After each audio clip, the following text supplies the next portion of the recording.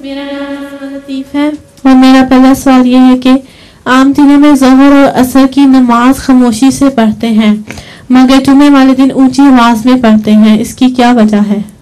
جمعہ کی نماز اونچی آواز میں پڑھتے ہیں، عصر کی نماز جب جمع ہوتی ہے ساتھ وہ خاموشی سے ہی پڑھتے ہیں۔ جمعہ کی نماز سنت تھی رسول اللہ صلی اللہ علیہ وسلم کی کہ اونچی تلاوت کیا کرتے تھے، اس سے لوگوں پہ ایک قسم کا وجد طاری ہو جاتا تھا۔ بس ہم بھی آپ کی سنت کی پیروی کرتے ہیں۔ جزاک اللہ حضور۔ حضور میرے پاس لطیفہ ہے۔ اچھا سناؤ پھر۔ ایک آدمی کی بیوی فوت ہو جاتی ہے تو اس کا جنازہ لے کے جا رہے ہوتے ہیں تو رستے میں ایک کھمبا آتا ہے تو جنازہ کھمبے کے ساتھ ٹکرا جاتا ہے تو اس کی بیوی کو ہوش آ جاتا ہے کیونکہ وہ ابھی مری نہیں ہوتی تو اس کو گھر واپس لے آتے ہیں۔